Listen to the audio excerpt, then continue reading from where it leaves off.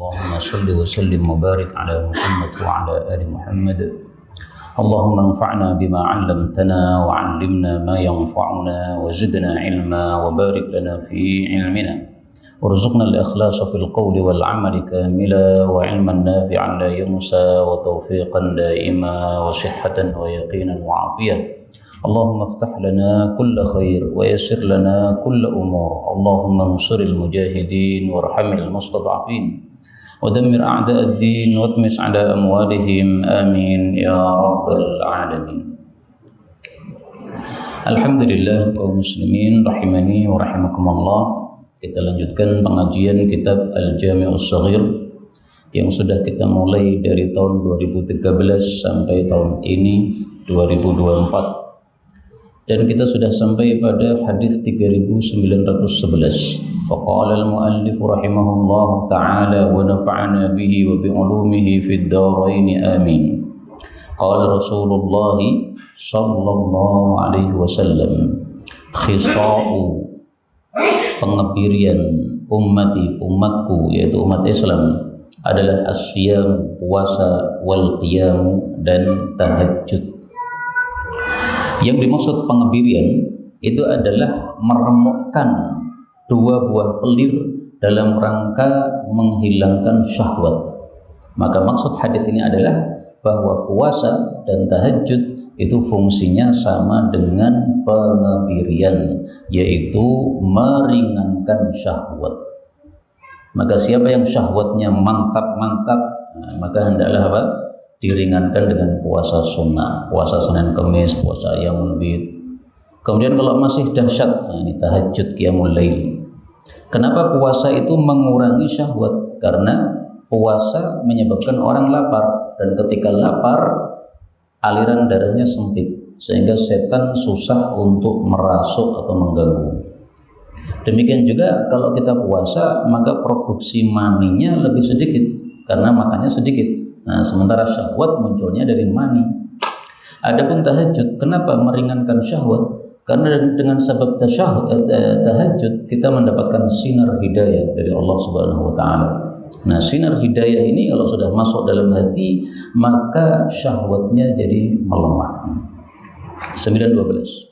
Khisalun, ada beberapa perkara la tambaghi, yang tidak pantas, maksudnya tidak boleh fil masjid, di dalam masjid. Satu, la yuttakhadh tariqan, tidak boleh dijadikan sebagai jalan atau tempat berlalu lalang. Yang kedua, wala yushharu, dan tidak boleh dihunus fihi, di dalam masjid, silahun, senjata. Yang ketiga, wala yumbadu, dan tidak boleh dimainkan fihi, padanya, biqausin, panah. Yumbadu itu ditarik talinya ya, untuk main gitu ya. Nah, enggak boleh. Yang keempat, wala yunsaru, dan tidak boleh ditebarkan fihi, padanya, nablun, anak panah. Yang kelima, wala yumarru, dan tidak boleh dilewatkan fihi, di dalam masjid, bilahmin nayyin, dengan daging yang mentah. Yang nayyi ini arti populernya adalah daging mentah. Tapi ada juga yang mengartikan daging yang belum matang. Belum matang maksudnya meskipun sudah dimasak tapi belum sampai matang. Nah, itu juga disebut nayyi.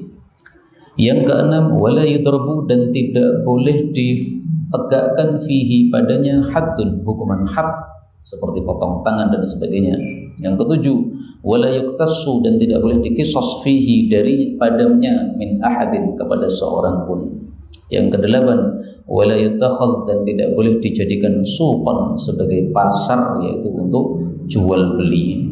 Hadis ini derajatnya dhaif, tetapi maknanya sahih. Kenapa? Karena masjid tidak digunakan untuk perkara-perkara dunia, tetapi masjid digunakan untuk perkara-perkara agama. Rasulullah SAW bersabda tentang masjid. Ini saya tampilkan hadis yang sahih. Kata kuncinya lam tubna. Nah, Rasulullah bersabda, man sami'a rajulan yang syudu dallatan fil masjid, Barang siapa yang mendengar orang mencari barang hilang di dalam masjid, mengumumkan barang hilang di dalam masjid, mencari barang hilang maksudnya ya, maka hendaklah dia katakan semoga Allah tidak kembalikan kepada engkau, karena masjid itu tidak dibangun untuk ini. Nah, untuk ini permasalahan dunia seperti ini. Hadis riwayat Muslim. Hadis yang lain, innal masajid, enggak ada.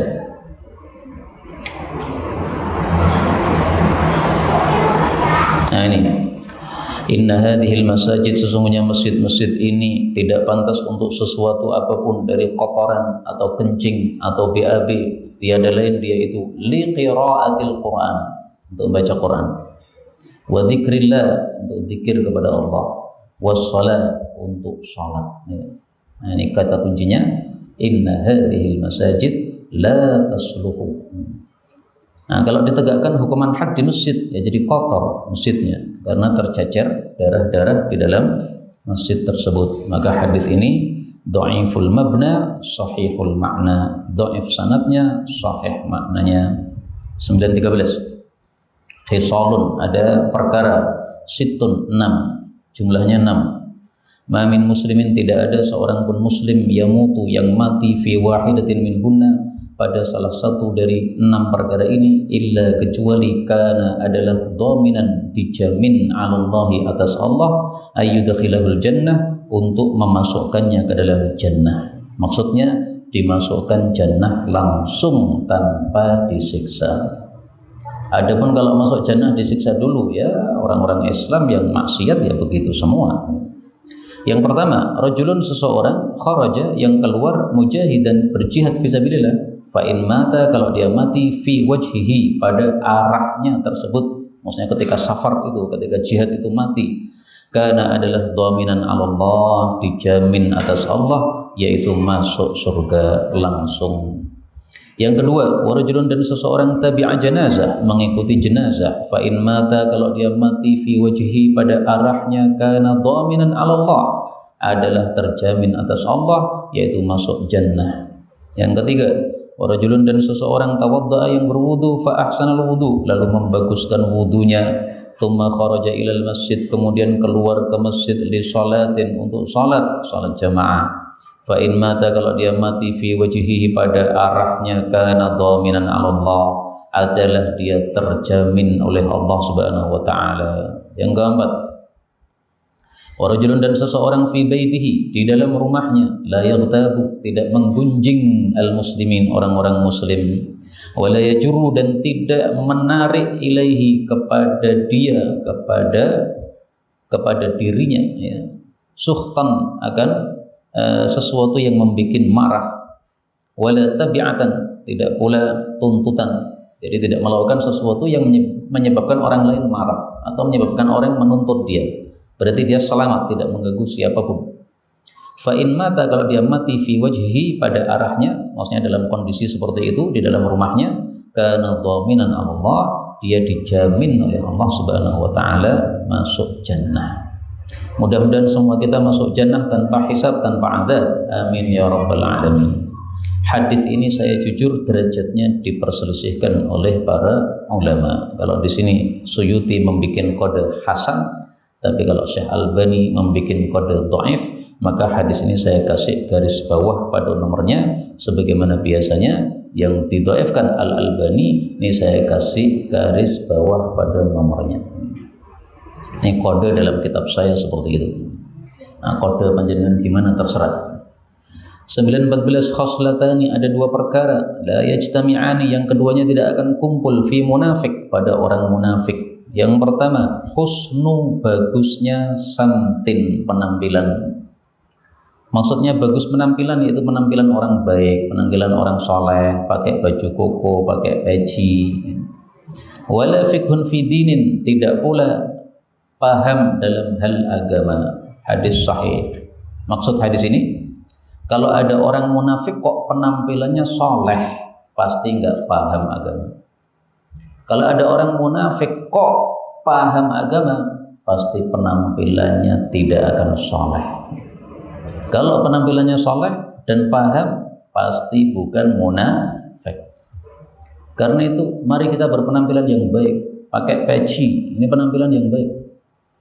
Meskipun tidak wajib peci ini, tapi peci ini termasuk husnu samtin, penampilan yang baik, yaitu yang dimaksud adalah samtu ahlil khair, penampilannya orang-orang yang baik-baik, orang-orang soleh. 915 khaslatani, dua perkara la yajtami'an, yang tidak terkumpul fi mukmin, pada orang beriman. Yang pertama al-bukhlu, pelit. Yang kedua su'ul khuluq, akhlak yang jelek. Maksud hadis ini adalah kalau ada orang beriman maka tidak mungkin dia pelit plus akhlaknya jelek. Kalau dia pelit maka akhlaknya baik, atau dia akhlaknya jelek tetapi dermawan. Tapi yang dimaksud di sini adalah bakhil yang dahsyat dan akhlak jelek yang dahsyat, itu maksudnya. Artinya kalau ada orang beriman tetapi bakhilnya tidak dahsyat, ya kadang-kadang dia bakhil karena memang pas butuh misalnya, nah, itu bukan yang dimaksud di sini ya. Nah, semua kita pasti butuh kepada harta, sehingga pada saat dia membutuhkan, nah, terkesan bakhil terhadap orang lain karena dia mendahulukan kebutuhannya tersebut. Demikian dijelaskan oleh para ulama. Maka yang dimaksud bakhil ini bakhil yang dahsyat, dan akhlak yang buruk ini akhlak buruk yang dahsyat. Hadis ini saya juga jujur derajatnya diperselisihkan ulama. 916 khoslatani, dua perkara la yuhafidhu, yang tidaklah menjaga alaihima, terhadap kedua perkara itu, abdun muslim, seorang muslim, illa dakhalal jannah, kecuali masuk jannah. Maksudnya masuk jannah tanpa disiksa seperti tadi ya. Ala, ketahuilah, wahuma yasir, kedua hal itu gampang. Tapi meskipun gampang, wa may ya'malu bihima, yang melakukan keduanya qalilun, sedikit. Nah, mari kita menjadi orang-orang yang sedikit amalkan dua perkara ini. Apa saja? Yang pertama, yusabbihullah, tasbih kepada Allah, dubura kulli salatin, setiap salat, maksudnya di belakang setiap salat, maksudnya salat 5 waktu, asyran, 10 kali. Wa yahmaduhu asyran, tahmid 10 kali. Wa yukabbiruhu asyran, takbir 10 kali. Fadzalika khamsuna wa mi'atun, maka totalnya 150.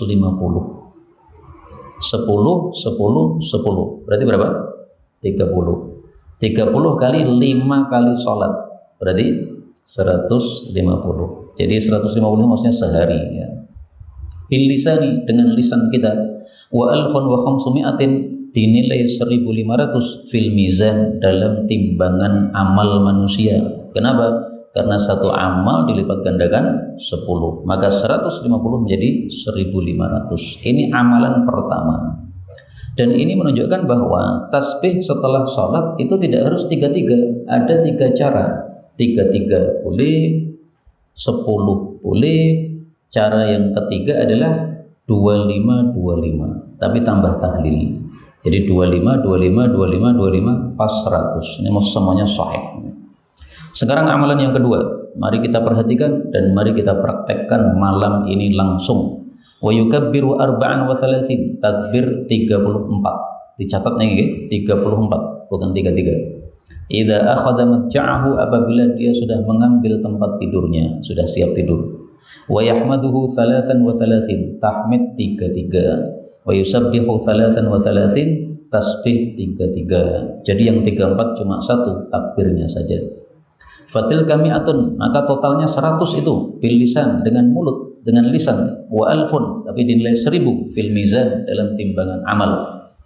Kemudian Nabi berkomentar, fa ayyukum, siapa di antara kalian, ya'malu fil yaumi wal lailah, yang beramal dalam sehari semalam, alfaini wa khamsami'ati sayyi'atin, 2500 dosa, ada enggak? Ya, tampaknya orang-orang baik tidak sampai dosanya sebanyak itu. Berarti kalau mengamalkan dua amalan ini sangat-sangat untung. Kaum muslimin rahimani wa rahimakumullah, jadi PR kita dari majelis kali ini adalah lakukan sunnah ini nanti sebelum tidur. 34, 33. Insya Allah siap semuanya, Insya Allah.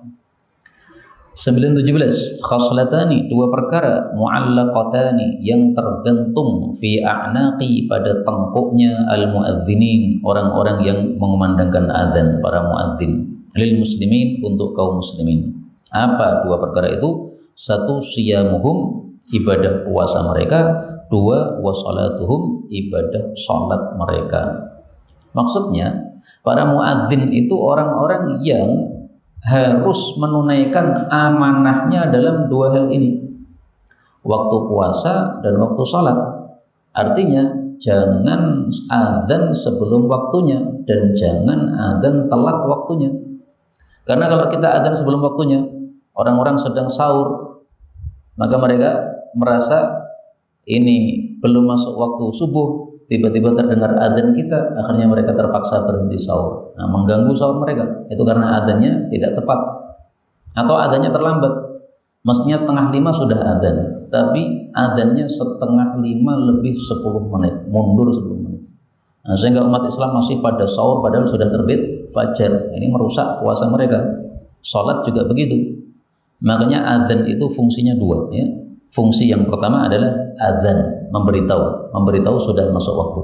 Fungsi yang kedua, nida, memanggil orang untuk datang ke masjid. Itu fungsi azan dua. Tapi saya jujur, hadis ini derajatnya palsu. Meskipun palsu, isinya benar. Jadi tidak selalu hadis palsu isinya salah. An-nadhafatu minal iman, kebersihan termasuk iman, itu benar. Tapi bukan hadis Nabi. Nabi nggak pernah ngomong seperti itu. 918 khaslatani, dua perkara, mangkanata, barang siapa yang dua perkara itu ada fihi padanya, katabahullahu, Allah mencatat dia, syakiran, sebagai orang yang syukur, sabiran, sebagai orang yang sabar. Ini tingkatan sangat mulia, Pak. Karena manusia itu ada kalanya dapat nikmat maka harus syukur, ada kalanya dapat ujian maka harus sabar. Nah, maka mari kita pelajari dan kita berusaha menjadi orang yang syakirun sabirun. Wa man lam yakuna, dan barang siapa yang dua perkara itu tidak ada fihi pada dirinya, lam yaktubillahu, Allah tidak mencatat dia la syakiran wala sabirun, tidak dianggap syukur, tidak dianggap sabar. Apa itu? Satu, man nadhara, orang yang melihat fi dinihi, dalam bab agama, ila man huwa fawqah, kepada orang yang di atasnya, faqtada bihi, maka dia mengikutinya. Wa nadhara, dan dia melihat fi dunyahu, dalam masalah dunia, ila man huwa dunah, kepada orang yang di bawahnya. Akhirnya gimana? Fahamidallah, maka dia pun memuji kepada Allah, ala ma faddalahu bihi, terhadap apa yang Allah sudah memberikan kelebihan kepadanya, alaihi, terhadap orang itu. Maka katabahullahu, Allah mencatat dia, syakiran, orang yang bersyukur, sabiran, orang yang sabar.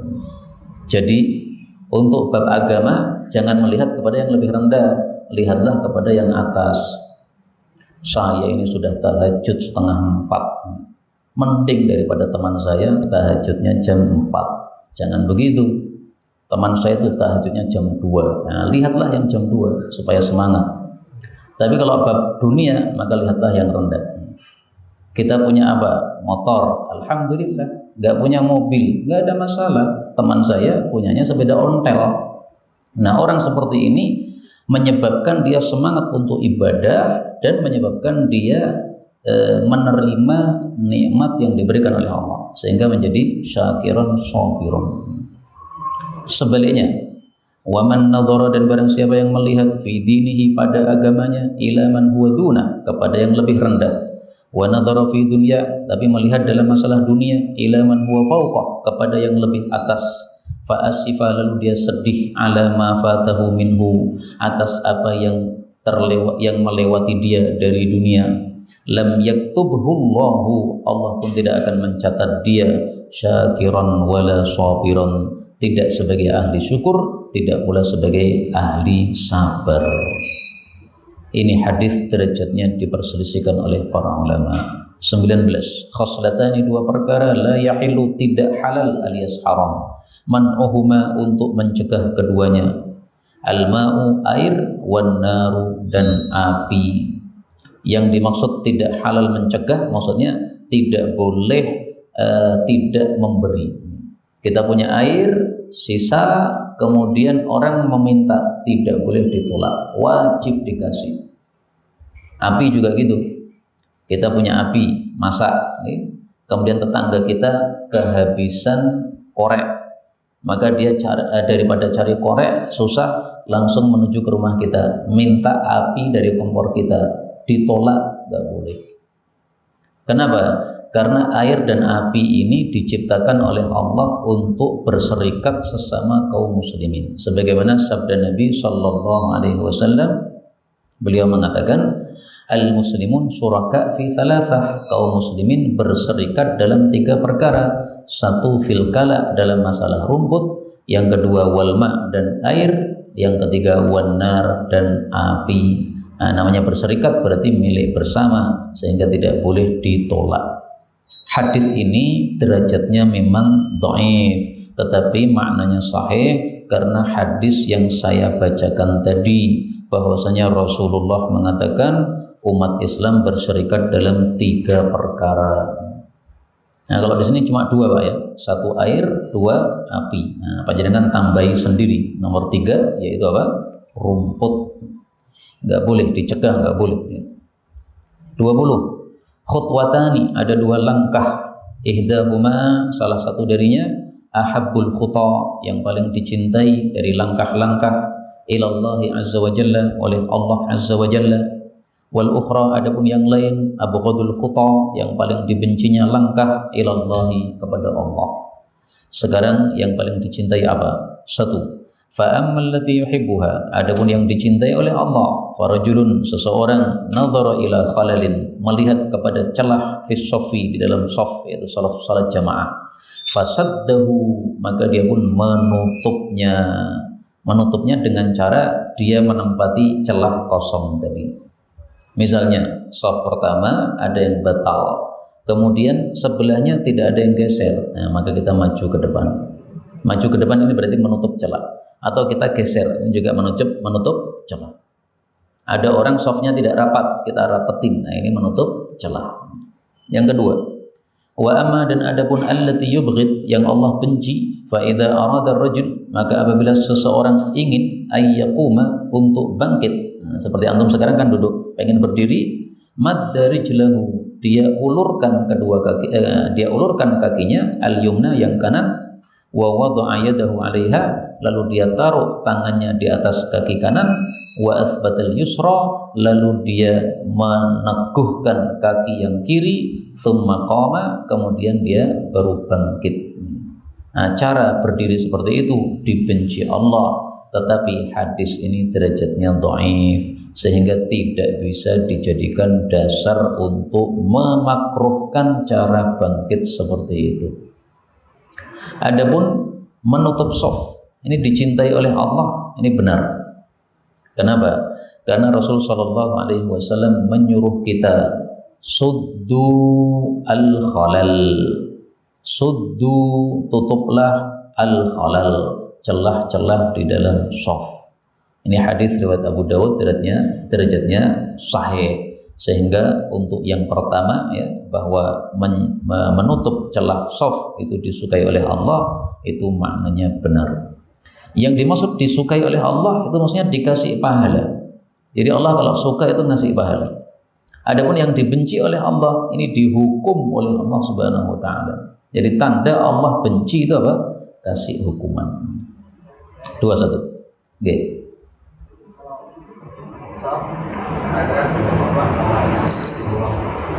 Pertama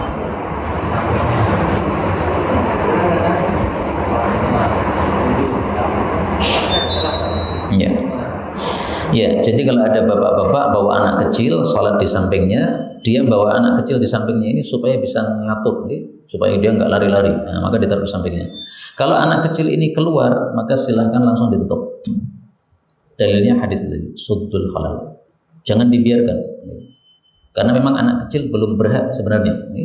Umar bin Khattab kalau melihat anak di shaf yang pertama, taruh belakang, kamu masih belum balik, kamu di belakang. Sayyidina Umar. Maka tidak boleh anak-anak kecil mengganggu shaf. Kalau sudah rapi nggak apa-apa. Kalau mengganggu jangan. Ini sebelum dilanjutkan dicaskan dulu ya. Hampir habis ini. Oh sudah ada ini. Langsung aja. Bismillah.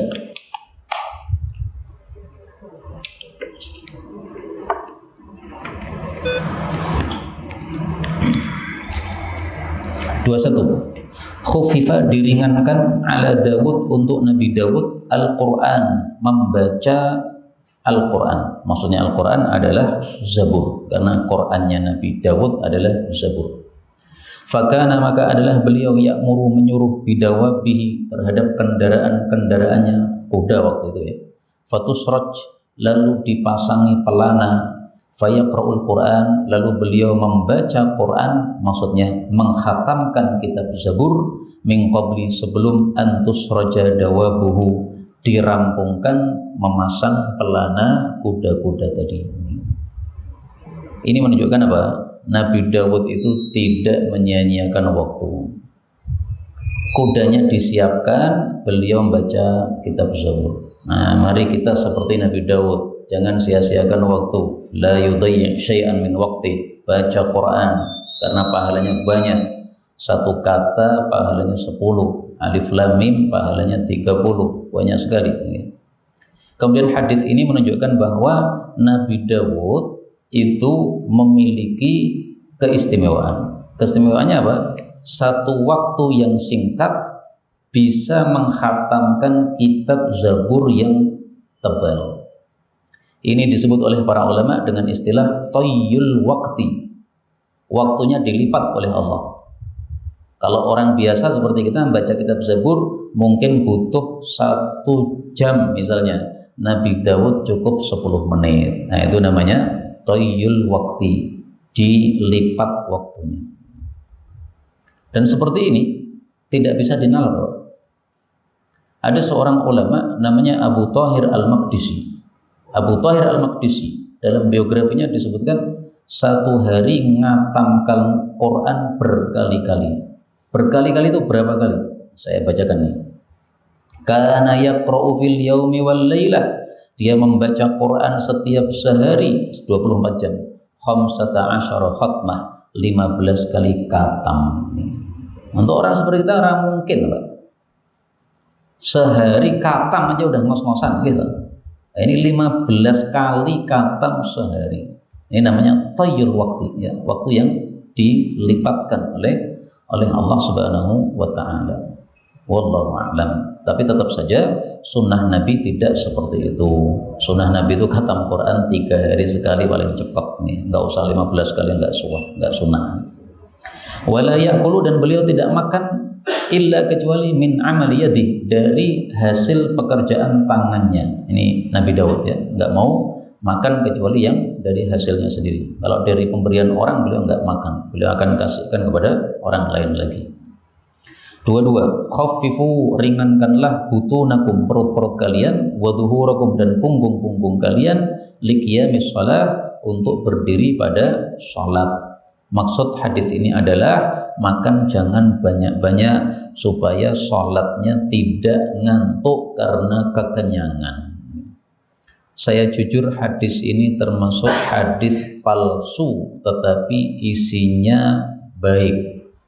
Para ulama mengatakan, saya bacakan saking bagusnya, qillatul asli, sedikitnya makanan, aslun likulli khair, adalah pokok bagi segala kebaikan. Kenapa? Karena kalau kita makan banyak-banyak akhirnya ngantuk nggak akan bisa ibadah. Makan terlalu banyak akhirnya ngantuk nggak akan paham kalau ngaji. Ngaji seperti ini harus paham. Nah supaya paham gimana? Jangan ngantuk. Supaya nggak ngantuk gimana? Jangan kekenyangan. Tapi tolong ungkapan-ungkapan seperti ini jangan menyebabkan panjenengan kemudian habis itu makannya cuma separuh piring, akhirnya malah jadi tidak sehat. Nggak begitu ya. Jadi makan tetap sesuai kebutuhan. Saya butuhnya banyak karena saya mikirnya banyak. Silahkan makan banyak nggak apa-apa. Itu tidak berlebihan. Kenapa? Karena meskipun kamu makan banyak juga habis juga karena digunakan untuk pekerjaan yang berat ya. Seperti para tukang misalnya. Nah, para tukang makan separuh piring ya kelenger, nggak bisa bekerja. 2, 3. khalaftu, aku sudah meninggalkan fikum pada kalian syai'aini, dua perkara, lan tadillu, yang kalian tidak akan sesat ba'dahuma, setelah dua perkara tadi. Satu, kitabullah Al-Quran, yang kedua wa sunnati, sunnahku, sunnah Nabi Muhammad sallallahu alaihi wasallam. Wala yatafarraqa, dan keduanya tidak akan berpisah, hatta yarida, sehingga keduanya datang, alayya, kepada saya, al-haudha, di telaga Kautsar. Telaga ini maksudnya telaga Kautsar. Apa bedanya telaga Kautsar dengan sungai Al-Kautsar? Sungai itu sumbernya yang ada di dalam surga Firdaus. Kemudian dari sungai Al-Kautsar ini keluar di luarnya surga. Nah, kemudian di luarnya surga itu ada telaga, namanya telaga Kautsar. Kenapa disebut telaga Kautsar? Karena telaganya, airnya, sumbernya dari sungai Al-Kautsar. Jadi sungainya itu sumbernya, telaganya ini cabangnya. Ini pendapat yang paling kuat ya, meskipun ada perselisihan pendapat di antara para ulama dalam hal ini. Hadis ini disahihkan oleh Syekhul Albani. Hadis ini menunjukkan bahwa kita sangat perlu untuk mempelajari Quran dan Sunnah. Nah, maka di masjid ini alhamdulillah sudah ada kajian Sunnah, hadis Nabi ini Sunnah, maka mestinya ada pengajian tafsir Quran supaya dua-duanya gabung ya, Quran Sunnah dipelajari semuanya.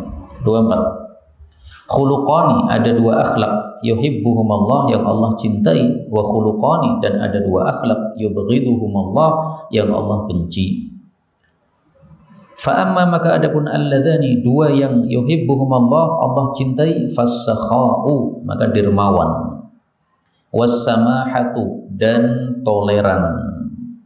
Dalam riwayat yang lain, wasyaja'ah, yaitu keberanian. Wa amma, adapun alladzani, dua yang yubghiduhum Allah, dibenci oleh Allah, fasu'ul khuluq, akhlak yang jelek, wal bukhl, dan pelit.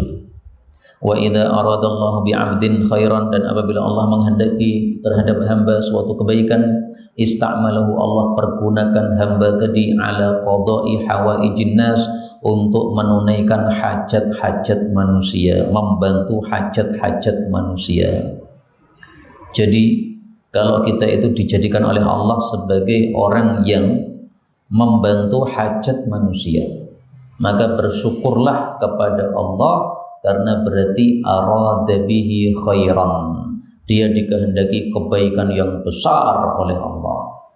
Khairan ini jangan diartikan kebaikan ya, kebaikan yang besar.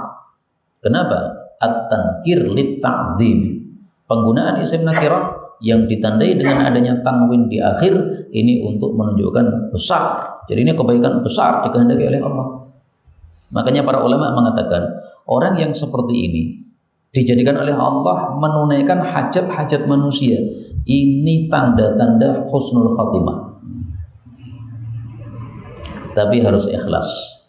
Kalau tidak ikhlas, maka justru sebaliknya jadi bumerang. Apa contohnya? Menunaikan hajat-hajat manusia. Orang kaya tapi dermawan, setiap ada yang butuhkan bantuan, nyoh, kasih sana, kasih sini. Nah itu berarti qada hawaijin nas. Ini tanda akan husnul khotimah dengan syarat ikhlas. Tapi kalau tidak ikhlas, malah kata para ulama inakas, balik, malah tanda su'ul khotimah. Jadi sudah ahli sedekah, tapi karena tidak ikhlas, pamer saja, pengen dikenal bahwa dia yang ngasih sana, ngasih sini, maka berarti malah tidak diterima amalnya oleh Allah, tanda su'ul khatimah. Karena itu para ulama mengatakan salah satu penyebab sempurnanya amal itu adalah nisyanuhu. Kamu lupakan amalmu, jangan kamu ingat-ingat. Saya sudah sedekah ke pesantren sana 100.000 juta atau 1 miliar. Saya sudah sedekah ke masjid itu 1 triliun. Nah, seperti itu diingat-ingat itu jadi nggak sempurna. Kalau sudah beramal itu sudah tinggalkan, jangan diingat-ingat. Kalau diingat-ingat jadi nggak sempurna. Apalagi ngungkit-ngungkit, kamu dulu sudah pernah saya kasih gini, udah pahala 0, ukur semuanya. Itu contoh qada hawaijin nas. Termasuk menunaikan hajat-hajat manusia adalah para ulama Para ulama menjawab pertanyaan umat yang membutuhkan jawaban untuk masalah agama. Itu berarti qadha hawaijin nas. Maka contoh yang paling gampang untuk qadha hawaijin nas ini, satu, orang kaya yang dermawan, dua, orang alim yang menyebarkan ilmunya. Nah, marilah kita termasuk orang-orang yang menunaikan hajat-hajat manusia sesuai dengan kemampuan kita masing-masing. Tidak harus seperti itu, ya. Tidak harus orang kaya, tidak harus orang berilmu. Apapun, kalau kita menunaikan hajat manusia, membantu hajat manusia, maka itu tanda Allah menghendaki kebaikan untuk kita. Adapun derajat hadis ini diperselisihkan oleh para ulama. 25. Khalaqallah, Allah menciptakan, al-khalqa makhluk, fakataba, lalu menetapkan. 3. 1. Ajalahum, ajal mereka, yaitu kapan matinya itu, ya, usianya itu. Yang kedua, a'malahum, amal mereka, apakah baik apakah buruk. Yang ketiga, arzaqahum, rizki mereka, apakah banyak apakah sedikit. Di sini hanya disebutkan 3, tapi dalam hadis yang lain Allah sebutkan 5, Nabi sebutkan 5. Saya tampilkan dalilnya. Rasulullah Shallallahu Alaihi Wasallam bersabda, "Faragha rabbuka." Oh, enggak muncul hadisnya, gimana ini? Faragha aja lah. Oh, enggak muncul hadisnya ini. Udah min khamsin. Nah ini faraghallahu, Allahu rabbuka, salah ya. Faraghallahu, Allah sudah menyelesaikan, ila kulli abdin, kepada setiap hamba, min khamsin, 5 perkara. Nah 5 ini yang belum ada, tambahi sendiri ya. Ajal tadi sudah, rizki tadi sudah. Kemudian atharihi, bekasnya, bekas yaitu yang dia tinggalkan.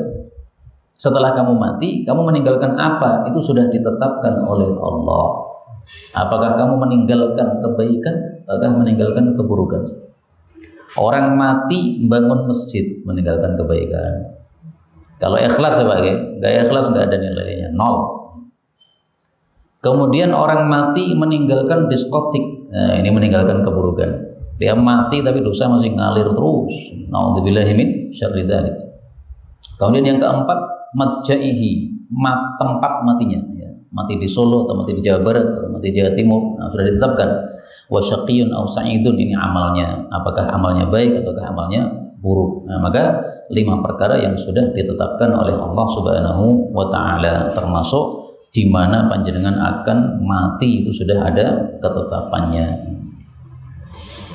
Adapun hadis yang kita baca ini derajatnya diperselisihkan oleh para ulama, meskipun maknanya sahih karena ada hadis yang sama tadi, ya.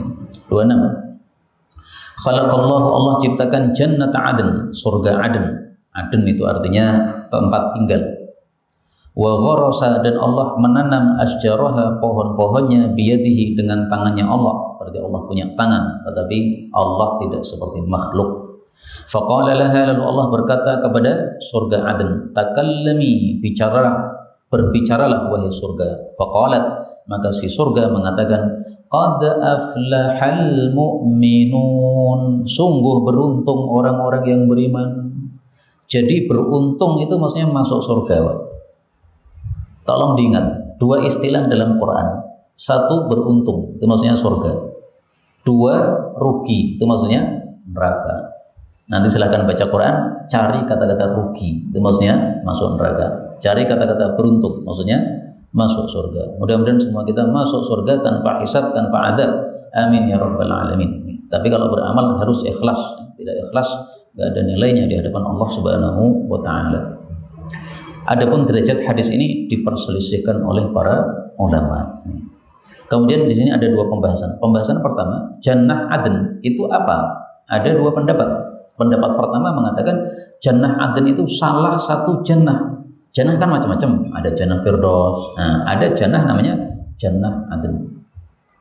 Pendapat Ibnul Qayyim bahwasanya jannah Aden itu nama untuk semua jannah. Itu namanya jannah Aden. Kenapa? Karena Allah Subhanahu wa taala menyebutkan dalam Al-Qur'an jannatu adnin dengan bentuk jamak. Jannatu, surga-surga, adnin, tempat tinggal.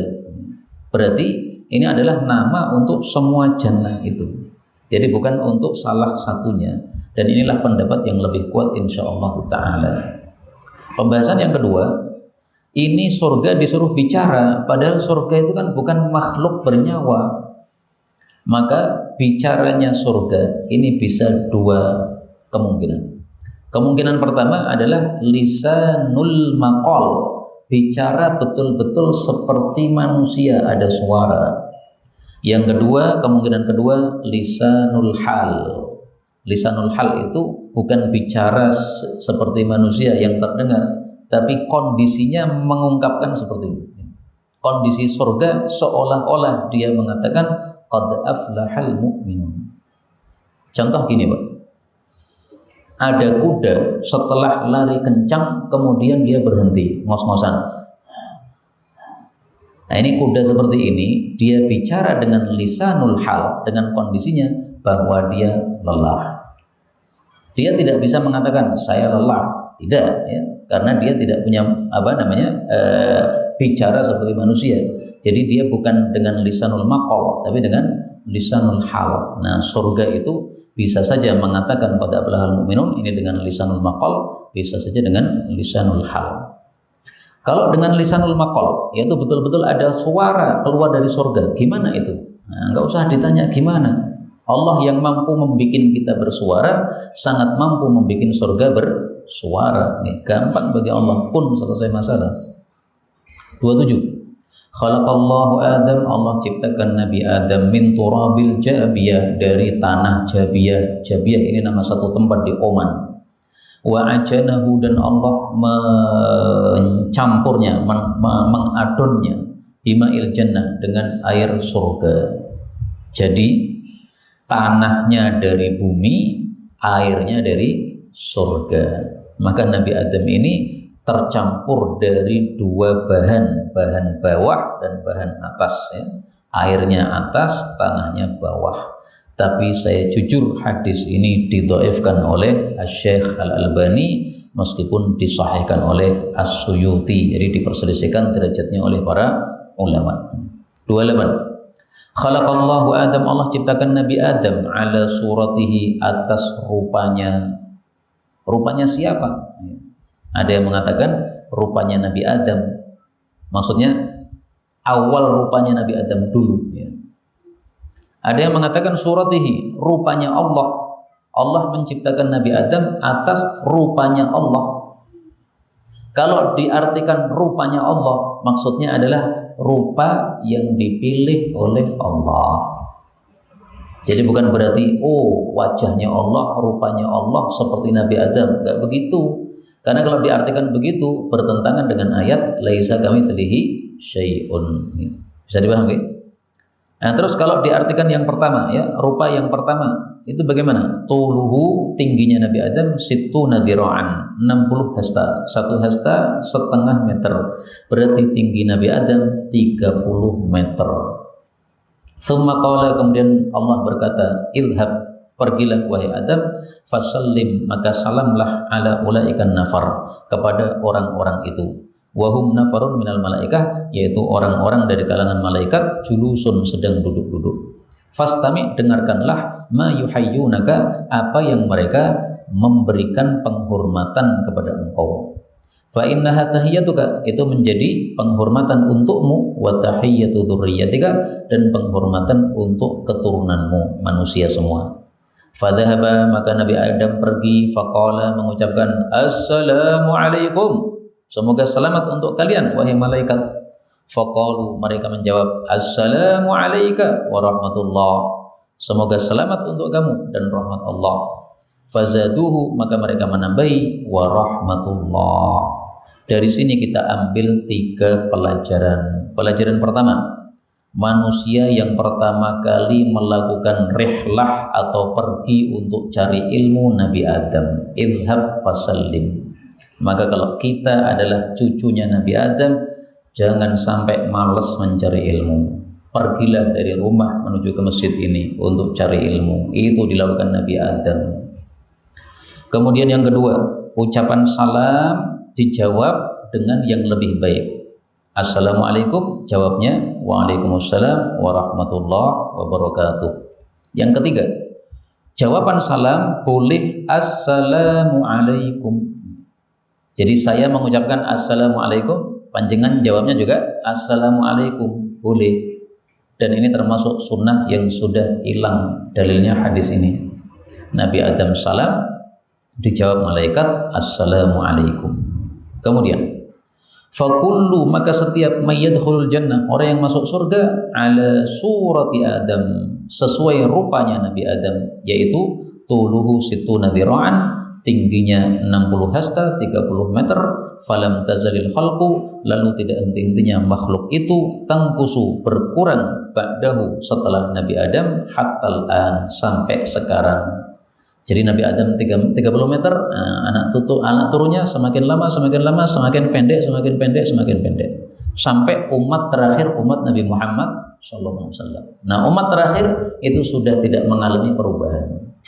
Jadi bukan berarti kalau sekarang kita 1,5 meter, 150 ya, 1,5 meter, nanti anak turun kita jadi 1 meter, akhirnya setengah meter, enggak begitu. Ini sudah mentok, sudah enggak bisa dikecilkan lagi.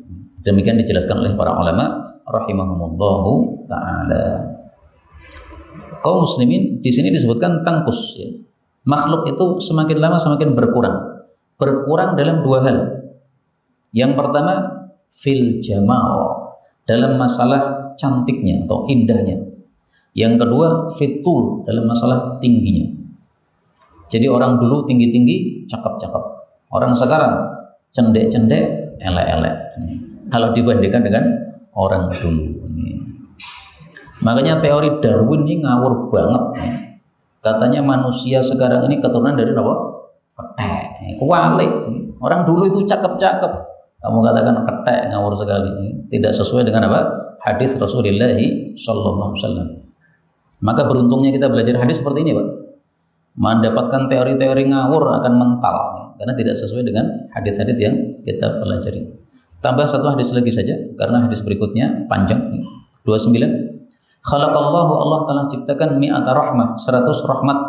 Fawada'a rahmatan wahidah, Allah taruh satu rahmat baina khalqihi, di antara makhluk-makhluknya, yaitu yang di bumi ini.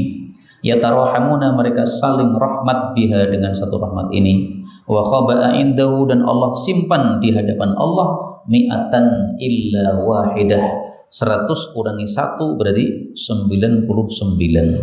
Jadi maksudnya satu rahmat dikasihkan oleh Allah untuk penduduk dunia, kemudian 99 rahmat dikasihkan oleh Allah untuk penduduk akhirat, yaitu ahli surga.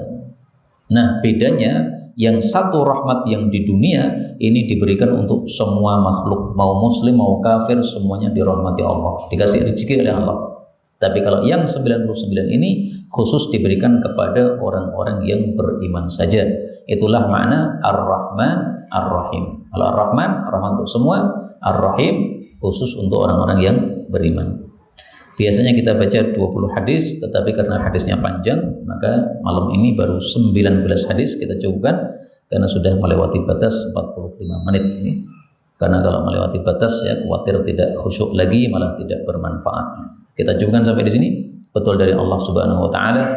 Kalaupun ada salahnya, fa astaghfirullahal azim li wa lakum, walhamdulillahi rabbil alamin. Silahkan kalau mau meninggalkan tempat.